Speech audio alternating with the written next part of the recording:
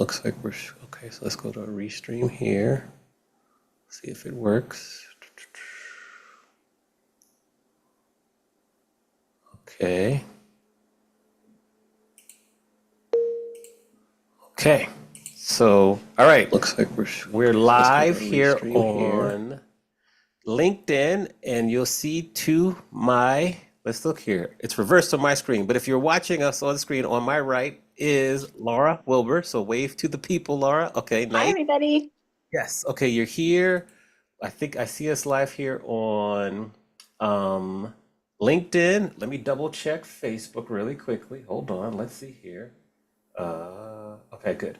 Hold on. Let's just check Facebook here, and we'll get started. We had some technical challenges, shall we say, today. But so far, so good. Hold on. I think we're going to be good here. Um, Facebook. Okay, good. Here, and we'll get. Yes. Okay, I got my. Okay, so good. Facebook is live. We have LinkedIn that's live. All right. So what I have to do though is I want to play a special. I want to figure out how I'm going to do this. Let me see. I want to play a special message from Mandy. She wanted to leave you a message so she won't be here today. Okay. Let me kind of set this up really quickly. Laura, Hold I on. am Gotta get it to the beginnings. So we'll go here and now let's see if I can share my screen as we're hopping on the fly here. Let's see here. I gotta figure out how we're gonna record this. We'll have to grab the recordings. Oh, hold on. We can record on Zoom too. Hold on. Let's do something here. Record on this computer. Okay, good. So now we're recording on Zoom. Okay, so I'm gonna play this message. Let me play the sound too. Hopefully you can see it or hear it. I'm gonna share it. So can you see that really quickly? Can you see the screen, I Laura? see a blank screen. Okay, good, good. We're just going to, we'll share. I think we're going to share with everyone here. I'm going to play it and let me know if you can hear it. Okay. Yes, yes, yes. I think we're good here. Good. Okay, good, good. Yes. Okay, here we go. Laura, I am so sorry I can't be on the interview with you today and Amani, but obviously you're in great hands. I know Amani's going to have his journal ready, and I know our audience is going to have a bunch of questions for you. And I'm super excited to either watch the from the chat from the road or listen after the fact. But for any of you that don't know Laura Wilber, what a sales genius. I just adore her. She knows restaurants, she knows hospitality, but most importantly, she knows how to build lasting personal, professional business relationships. So enjoy the interview with Laura, and I can't wait to see it later. Here we go. Okay, you heard that, right? I did. Thank you, Mandy. Yes, yes. Cool, cool. Okay, so you heard that. That's awesome right there. Now, that was a good introduction.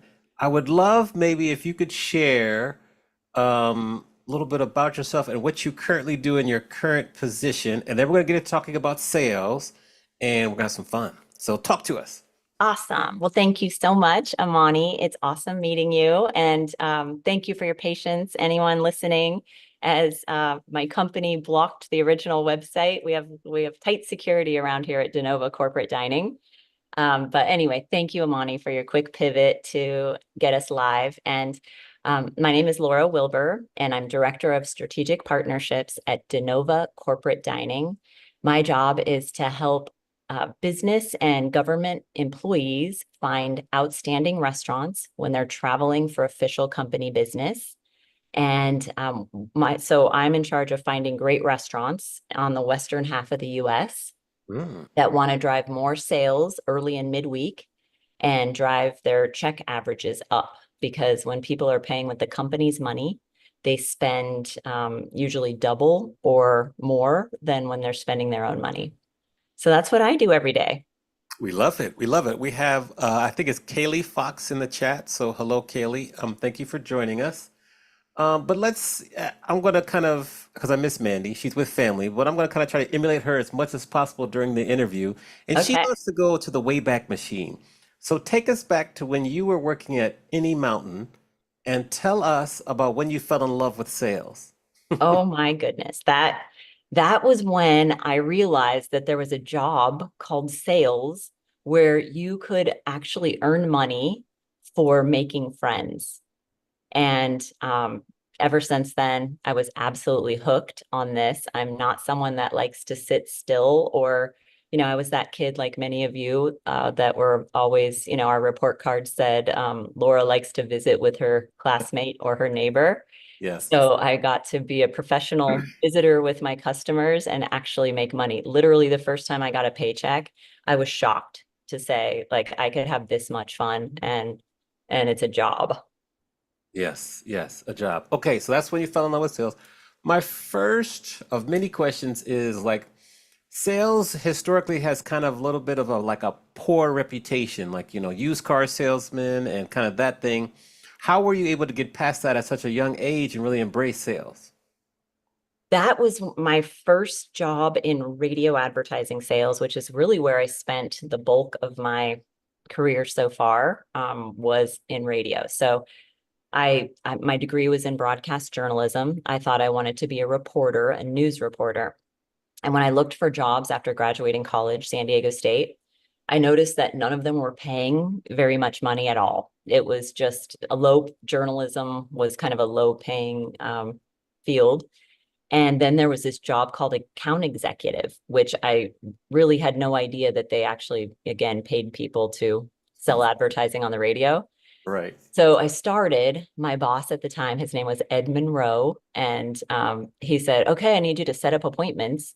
And I said, well, why would anyone meet with me? I have no idea what I'm doing. And he said, they have to buy advertising from somebody. Why not you? Mm, And that was sort of all it took was for me to say, okay, I'm going to help them. They need to advertise. They need to have help people find their company. Why not me? I really care about these people. So I'm going to learn, I'm going to become an expert in my field. I'm going to become an expert in my customer's business and in my competition, which in radio, there was a lot of competition. And I felt like I was well equipped to provide value, which is what helped me get over that hump of why would anyone want to talk to me? got it. Okay. Hello, Mandy. Mandy tapping in real quickly from New York. Thank you for tapping in. We had to make a little pivot, but we're looking smooth, looking good. Thank you for letting us know, Mandy. We miss you, of course. We do. How did you, as such a young salesperson, build your skill set and learn about sales and the finer aspects of sales? Again, it goes back to that becoming an expert in your craft, right? Whatever you're doing, you need to be an absolute expert. So it was, reading everything I possibly could about my industry, really knowing where my radio station at the time fit in the marketplace, which this is kind of funny. We didn't subscribe to the Arbitron ratings. And Amani, I know that you're a music lover and a Yes. DJ, and you probably knew about Arbitron with radio stations. That was how you sort of proved your wealth, excuse me, your worth. Hmm. And this radio station I started at had no quantifiable audience. We scratched in the Arbitron ratings. Like not one listener showed up as a listener, right? So we didn't even subscribe to the ratings. So I had to be very creative about, securing appointments and kind of starting from the bottom. Okay. Okay. You've since left the music radio industry, but what do you miss about working in the industry and sales and all that? I'm still in sales, right? We all are, no matter what we're doing. Amen. Uh, and it's interesting. I mean, I don't know if you can relate to this from your DJ experience, but sometimes when you spend so much time um, doing something around live music or whatever, sometimes it feels like a job. And then when you're trying to do it personally, or again, listening to the radio, I had to monitor the other stations to hear the commercials. And Mm, so hearing commercials, the radio became like a chore. mm. So now I'm just really listening to music for the pure enjoyment of it without the business side. Okay. Now, as we kind of make our way through your career, what inspired you to shift and leave the music kind of radio industry to work in sales in a different, like a different category, so to speak? Yes, that's such a good question. So again, throughout my career, my customers would say, okay, Laura, can you guarantee me results? If it doesn't work, can I get my money back? And at the time, the honest answer was, there are no guarantees in advertising, right? You Yeah. have a great product or service. We have a large loyal audience, and thankfully, by the time I was working in national sales in Los Angeles for a very large radio group, that was true. We have a large loyal audience. We have enough frequency. We have a good offer. It really should work, Mm-hmm. but neither of us will ever know, right? Take a leap of faith with me. Um, it really should work. And so as soon as pay for performance advertising or guest acquisition was invented, and that was about 2007 when Living Social went live, Yes, and then yes. subsequently Groupon went live in 2008. That the fact that there are no guarantees in advertising, that was no longer true, right? There was a model where you could guarantee that a Mm-hmm. guest would walk across the threshold of your business. It wasn't cheap, because you had to offer half off and then split that remaining half with the company if you were the business owner. So you were only retaining 25 cents on the dollar for that deal of the day. Mm-hmm. But only if and when a customer came in to redeem would there be any cost. So there was really no waste in your advertising expense. Okay. And I vowed to only sell pay for performance from that point forward. Okay. So that brought you to like the Groupon Living Social.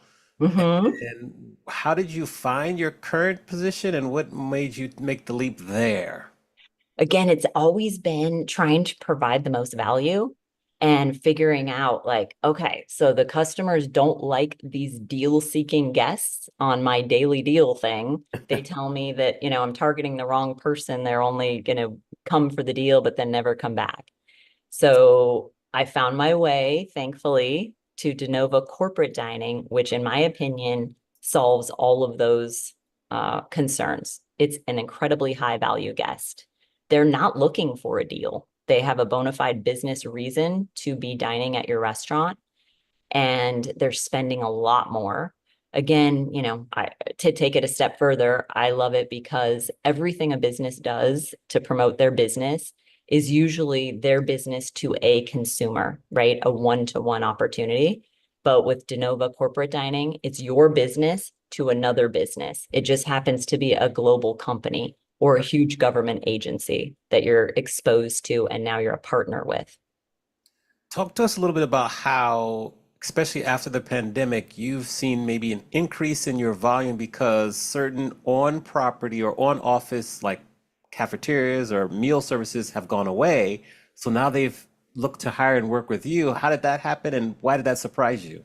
Oh my goodness. Wow. Amani, you did your homework. Of This course. is yeah, you're a professor for a reason. You This love is to do true. research. Yeah, that was all surprising, right? Our business came to a screeching halt during the pandemic, as many businesses did, and as many restaurant businesses did. But especially business dining because people were not traveling. And that's 70% of business we send to a restaurant is people out of area coming in, right? Mm-hmm. But what we've really seen recently is a huge spike in business catering. And Yes. that's exactly what you're talking about is they used to have on-site solutions to feed their teams that were in office 5 days a week.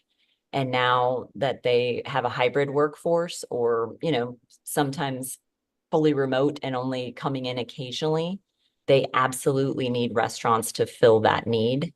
And that's in the form of catering. So they're bringing a lot of food in.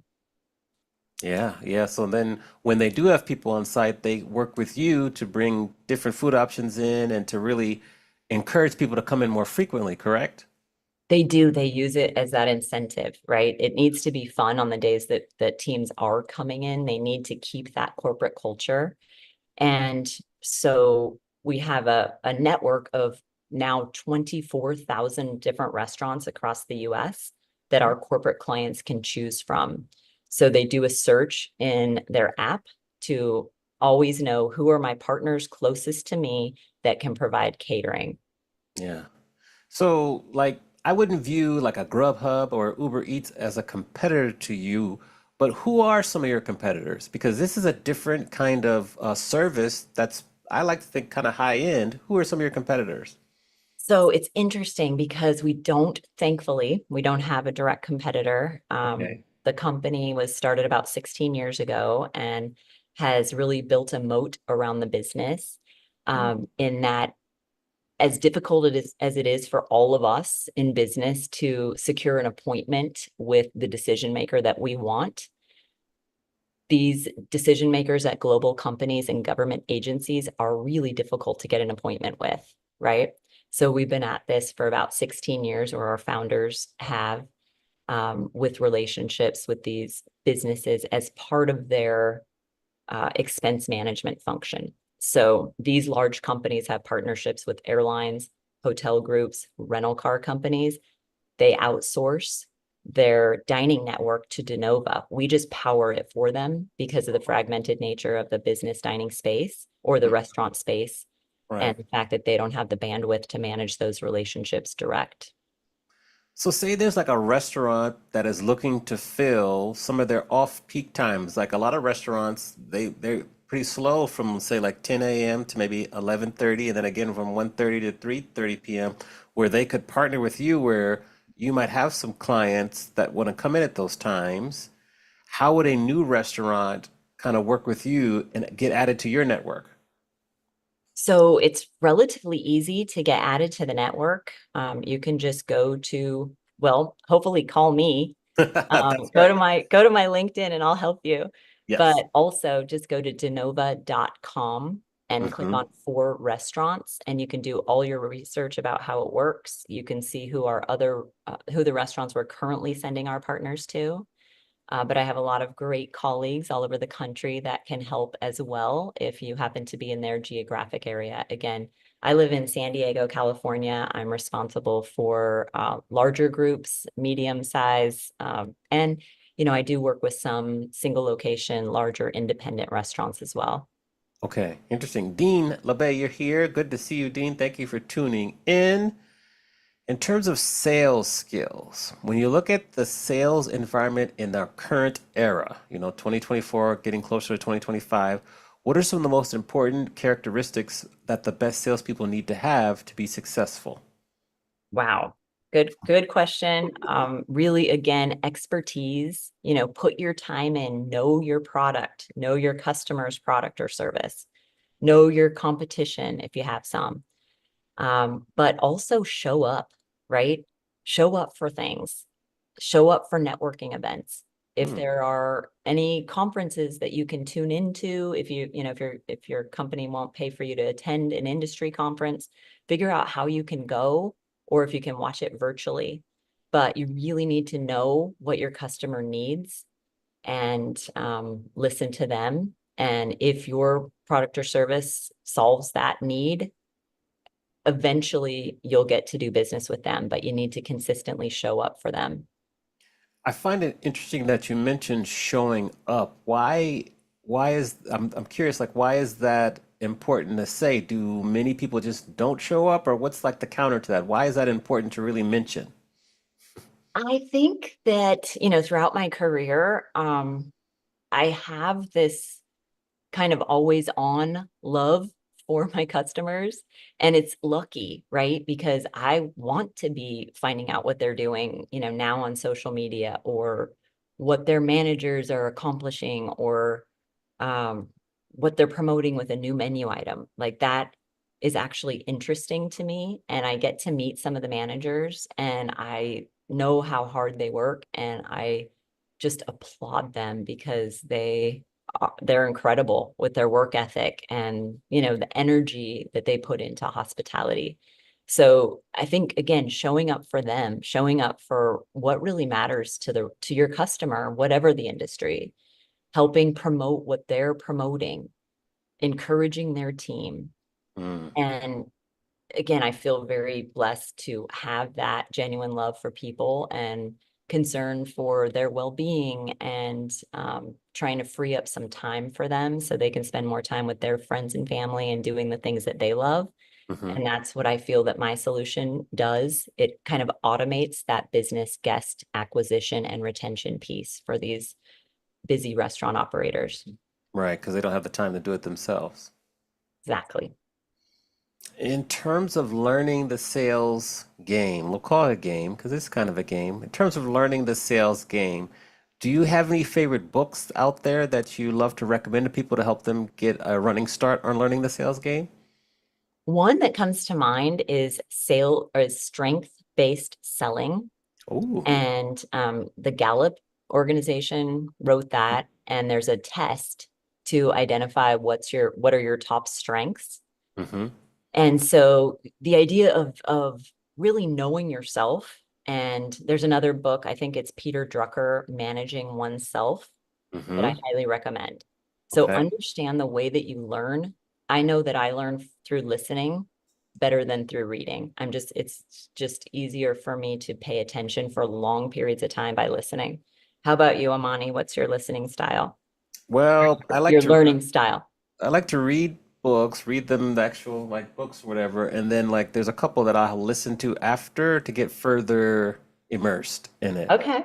But for me, it's hard for me to. I can listen to some business books, but I kind of get bored after a while because I'm like listening or in the car, out of the car. But if I'm going on a long road trip, then that's okay. Then that works. But if I have to go Okay. in and out, I lose my place. So I prefer to have the physical copy, make my notations, and then maybe like there's this one book that I'm reading now. What's it called? It's like 10x is easier than 2x, where I read it, made Oh, notes, and then I'm listening to it for further immersion because it was so different and interesting. okay. I love it. Yeah, yeah, yeah. But as Yeah, you can so see behind me, I have lots of books there, so I love to read. definitely. And I bought your book today. Oh, wow, thank you. Yeah. And I started listening to it this morning. So I'm the narrator, so thank you. that's why I love it when the author narrates, hmm because I feel like I really get to know the author through hmm that experience. And so I can't wait to finish it. Yes, well, let me know what you think. I'm getting ready to start narrating my second book also. So that'll Okay. be a project for the late summer, early fall in the next few weeks. So that'll be interesting. Thank you, Kaylee, in terms of she put the link to Harvard Business Review there from 2005, Managing Oneself, and put the book title there. So thank you for that. Thank Um, you. Okay, so that's books to learn sales. Now, are you a reader in general? Do you have some general books you want to recommend? Because we could talk about books, for Oh all my day. goodness. What comes to mind if there's like one or two books you feel people should stop what they're doing right now and start to read them immediately, what books come to mind? It could be fiction or nonfiction, whatever you choose. Oh my goodness. There are so many, right? One of There my are. best friends works at an independent bookstore in La Jolla, California called Warwick's. Mm, And she has incredible authors come through constantly. There's an author, Ruth Reichel, that wrote a book that I read years ago called Comfort Me with Apples. mhm, And she just came out with a book called The Paris Book and mm, spoke again. I love to show up, right, for authors. So she did a talk at Warwick's in La Jolla. My college friends and I, several of us showed up, and I was able to, she talked about something that she's working on, which is a documentary about family farms and kind of what's happening to them ooh, and the importance of our food supply in the United States and figuring out how to support our family farmers.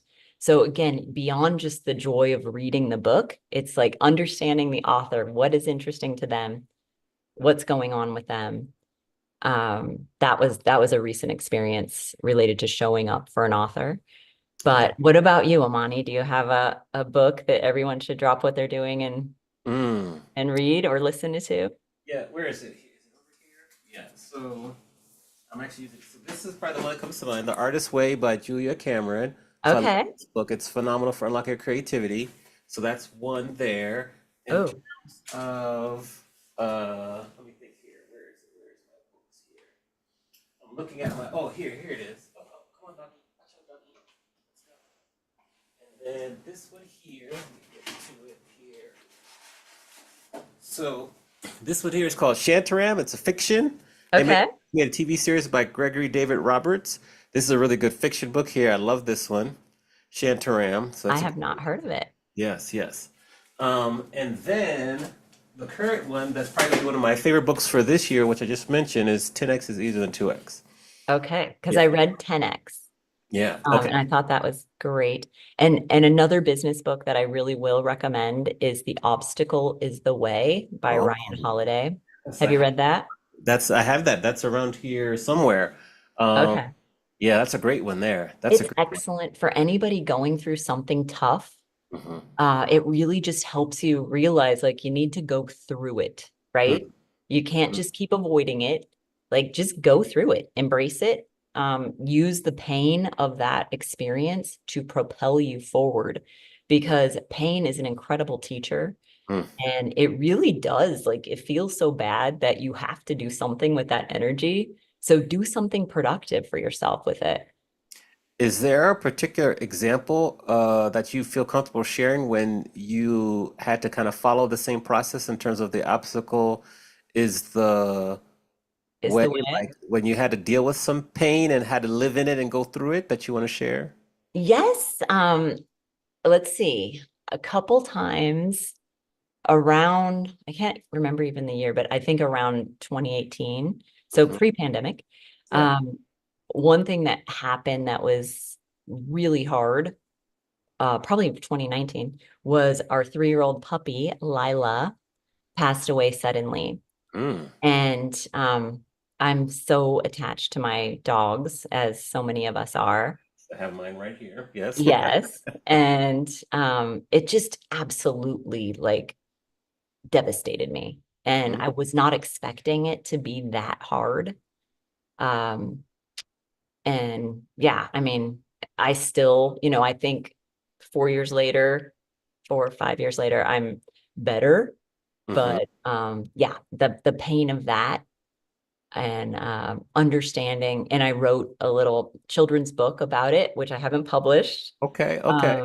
But again, I was figuring out like, what do I do with all these feelings and all this energy, and what can I do to maybe help somebody else who loses a beloved dog, which so many of us have gone through more than Yes. once.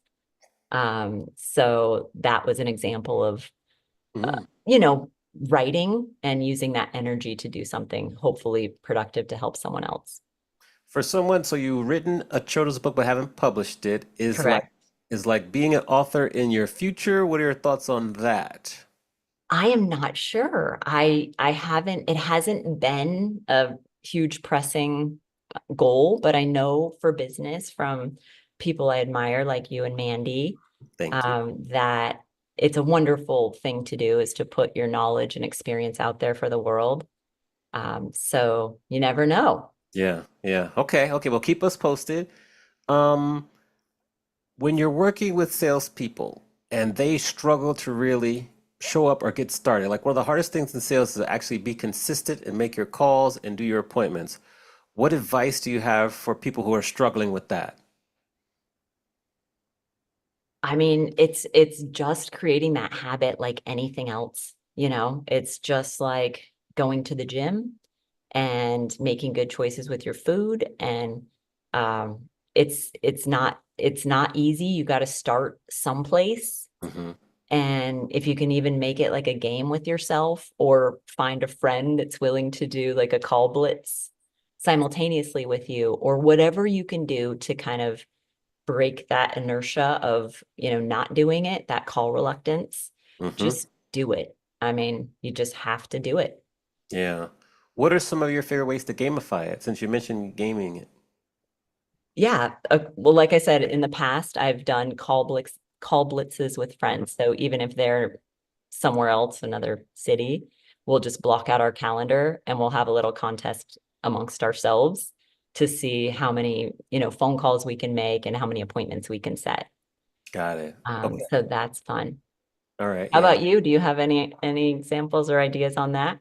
Many times on the show when I'm asking questions, they're for myself and not for anyone else. Okay. No, that's your question. I'm asking for a friend. That's what we like to Yes, yes, yes. the friend is me. But you're right. Like just setting up consistent time. I was just at this National Speakers Association. There was a really good breakout on kind of doing sales activities. This particular person only does like email reach out. So they just reach out via email, but they're consistent with it, doing the research. It's just because you're doing a lot of calls, you're getting a lot of no's. And so to stick with it, it can be very humbling, but you need to because you need to grow the business.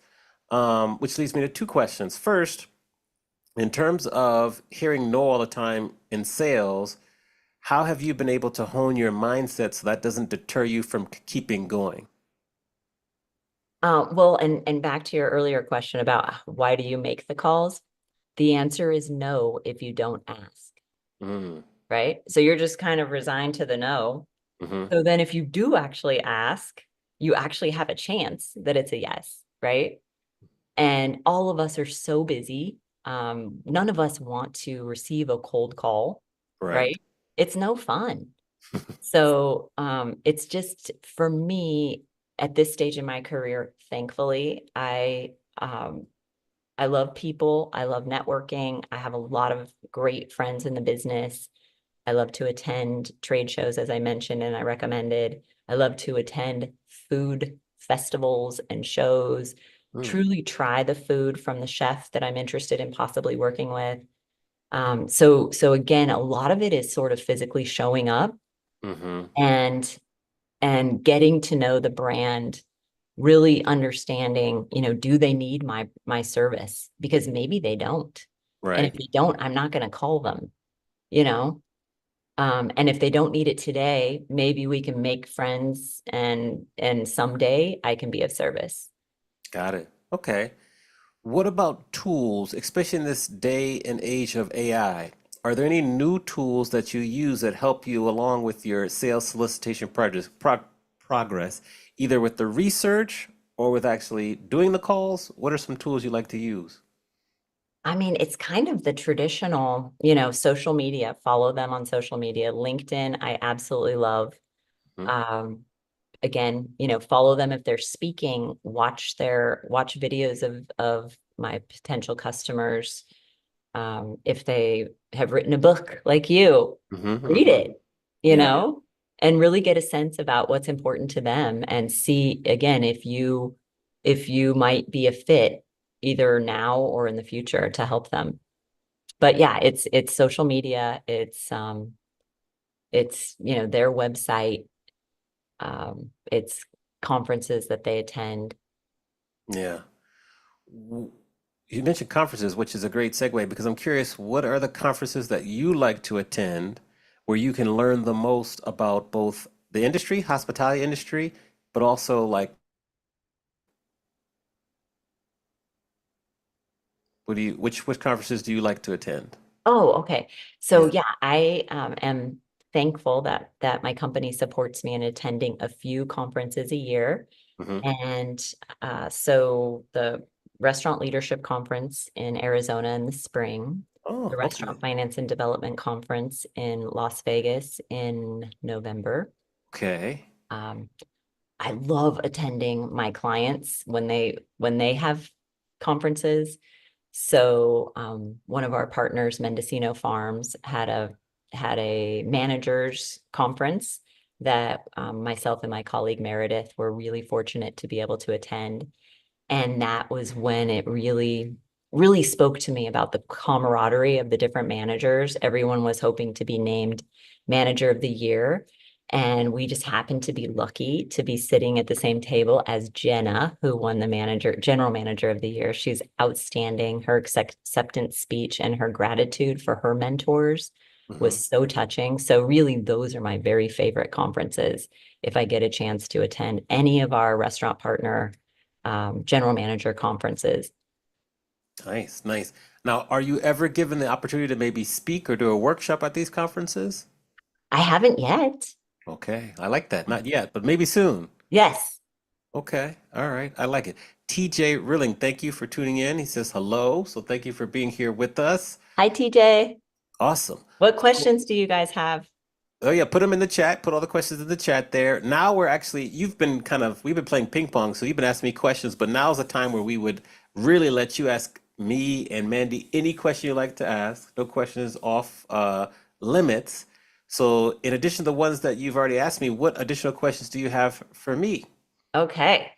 Well, I kind of want to hear more about this Mariah Carey Haha, fandom that you have. Uh, there she is right there. I That's know. her vibe cover right there. Yes. Yes, yes. Well, So okay. I want to So hear when you first fell in love with Mariah Carey's music. Is there a song? Mm. And what is it about Mariah that does it for you musically? Okay. So, Vision of Love, I think it was 1990. I heard that back when I was living in DC. I was just like, who is this singing? It was just amazing. The run she made was great. That was when I first heard her. But then when she sang "Love Takes Time," I love slow jams. I love a good ballad. That song, I was like, woo, okay. And I remember me and my mom, we used to kind of fight a little, not fight, but we'd have a disagreement because she thought she was just like a one hit wonder. I said, oh no, Mm-mm. she's gonna be around, so don't you worry. I was right, so I always like to say that. It's so funny. Last weekend, I went to see her here in Vegas, so I saw her. It's like my fourth or fifth time seeing her. Um, and through life, through the ups and downs of personal and professional, like wins and losses and tough times and great times, she's always been like the soundtrack to the life or whatever through everything. I respect her journey because she kind of fell off a little bit after Glitter. It was a tough album for her, but she came back strong with two or three other albums. And I've been a fan of hers from the beginning. And so, and I still stick to the fandom, even when she kind of had her breakdown or whatever. And I just She's love her human. music.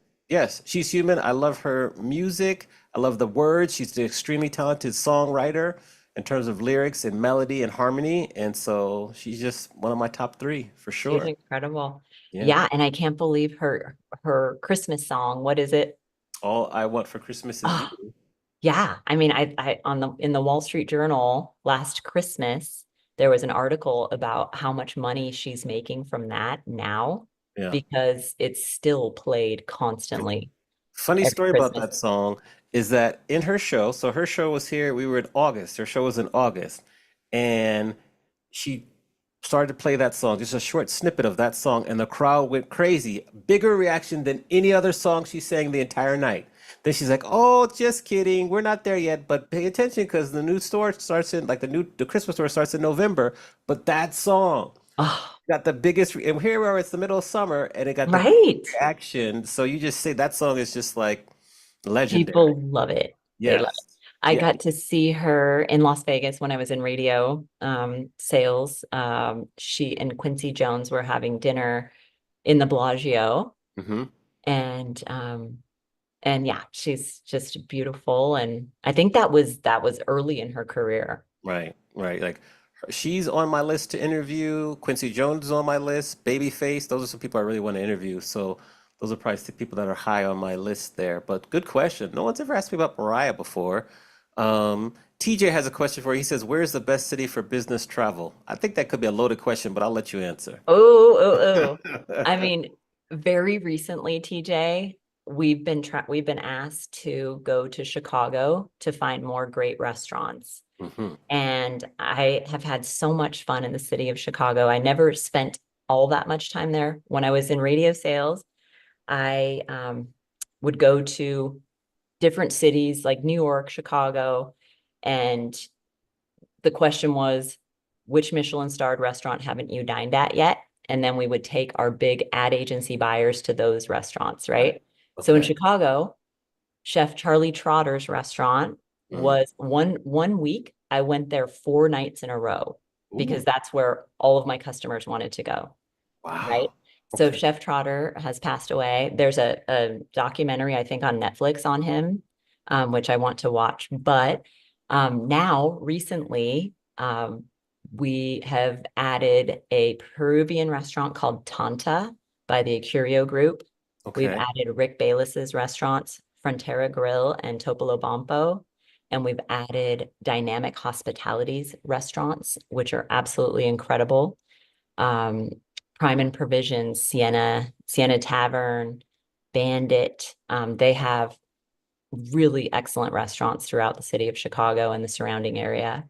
Yeah. So, and Chef Gordon Ramsay North America has a burger restaurant there. So anyway, I've been having so much fun in Chicago, TJ, and yeah, it's a great place for business travel. It is. Shout out to Chicago. I used to live there. My favorite restaurant back in the day there was Wishbones, which was right next to Oprah's studio, Harpo Studios. Okay, So, are you a fan of The Bear on Hulu, the show? love it, especially season 2. Episode 6 was one of the best So Best. episode 6, what happened in that episode? Spoiler alert here. Spoiler alert here. So I know. go Well, ahead. I think episode 6 was the Christmas meal Oh, episode. oh my goodness. Now, what was her name? Jamie Lee Curtis. Oh my gosh. She's She was phenomenal. incredible. Phenomenal. Okay, great episode. We won't spoil it for you, but that Right. episode right there. Wow. Yeah. Um, so Las Vegas. I'm a kind of a newer resident here. Where should I go to eat since you have such knowledge of Ooh. restaurants? Give me some spots in Vegas that I need to be going to immediately because I'll tell you, one of the most pleasant surprises about moving here is that the restaurants here are amazing, and that They surprised are. me. That They're surprised me. incredible. They're incredible. So I need to know, Okay. where should I go here? You absolutely have to go to Hakkasan, Okay. Okay. Cantonese cuisine. Mm-hmm. Everything on the menu is so delicious and so unexpected. So even if you don't fancy yourself a Chinese food fan, Mm-hmm. this will be different and you will absolutely love it. Chef Gordon Ramsay has great restaurants there. Yeah. There's Yeah. another restaurant that I recommend, called Rivea um, by Chef Alain Ducasse, which I'm not sure I'm saying his name right, Okay. but I think it's his only remaining US restaurant. He's a French chef and he used to have a restaurant in New York called Adore in the St. Regis, Mm-hmm. which was my absolute favorite restaurant before it closed back in the Great Recession. I think around 2010 it closed or thereabouts. Right. But Rivea is excellent too. Okay. So Hakkasan, any of Gordon Ramsay's restaurants, and then Rivea. Okay. Yes. Bonus question. I love breakfast food. Are there any restaurants you love in terms of breakfast or brunch? Hmm. Yes, you have to go to our partners at Hash House A Go Go. Ooh, Hash And House A Go Go. yes, they have a location in the Link. They have one on, I think it's called West Sahara. Mm-hmm. Um, they have a few locations in Vegas. Excellent food, huge portions. Brandon Reese, owner, is an incredible guy. So Okay. definitely support Hash House A Go Go. Okay. Awesome. Got my list here. Thank you for that. Now, if we're going to go back to when you're at San Diego State and you're about to graduate, and we're going to give younger Laura advice based on what you know now, what advice would you give your younger self? Definitely be your outrageous self from the beginning, right? I think so many of us, when we graduate college, we feel like we have to be all, professional and stiff and uptight and not let our true personality and our interests shine. So just be your authentic self from the beginning. And then also, God gave you 2 ears and 1 mouth. Listen twice as much as you talk. And when the customer's talking, you're selling. So you don't need to be the one talking. Mm, I love that. When the customer is talking, you are selling. That's a good one there. Awesome. What advice would you give people who work in sales but have hit a plateau and they're really struggling with getting their results in terms of making their sales quota and really, getting business? What advice would you have for those people to help them get over the hump?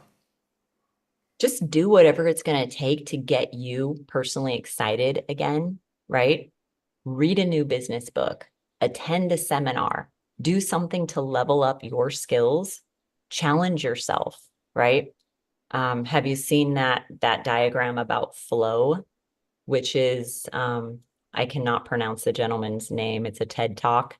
Mhm. But the idea is when you increase challenge and increase skill, when those two meet, you get into flow where it doesn't even feel like you're working, right? You're just Yes.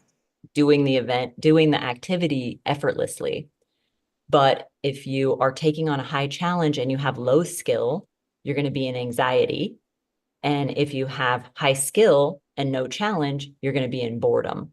Mm, So it's up to you to take on challenge, increase your skills constantly so that you can have more fun and your work will feel effortless again. Well said. We have to look up that diagram about flow, but great description of it. So I'm really curious to see that. What's the best way that we can kind of help support you and spread the word about what you're doing out in our worlds within our networks? Thank you so much. Just if you know about a great restaurant that you think would be a good experience for business travelers, Mm. that also has some capacity to serve more guests early and midweek. And they don't have to do catering, but as we touched on earlier, there is a demand for that. If there's a restaurant that is offering catering, if there's a restaurant that offers semi-private or private dining, but even, coffee restaurants and sandwich restaurants, there's a need from morning coffee to a quick drive-through if that's all you have time for when you're traveling for business to last call at the bar. And when we're traveling for business, we eat 3 meals out. We don't have the luxury of cooking at home like many of us do when we're paying with our own money. And we want to experience great places that we can only experience in your city. So that would be wonderful. I'd love to hear about any great restaurants that you want to share. Fantastic. We'll start to make our list for you now. Thank you, So Monty. thank you very much for being on the show with us and just really, talking to us about a very unique segment of the hospitality and restaurant industry. I'm learning as you're talking because I didn't really know much about this type of service. It's very interesting to me. Also, with my students, it's just another option that I can share with them about ways they can get into the industry and work that are unique besides your traditional job. So thank you for sharing. Thank you for sharing about the books and lessons learned. And we will be sure to keep our conversation going. Thank you so much, Amani. Awesome. I'm gonna give a round of applause here. Hopefully it comes through. Hopefully people hear it. Yes, yes. And everyone, Mandy will be back next week. Yes, we'll have a show next week, and then we're off for Labor Day. So stay tuned or tune in at 4 p.m. Eastern, 1 p.m. on the West Coast with our episodes that go live on LinkedIn. And then if you're subscribing or watching on a podcast platform, make sure to rate, review, share it with a friend. And with that, thanks again to our guest today, Laura Wilber, and we will see you next week. Take Thank care. you. Bye. Bye-bye. Let's see here.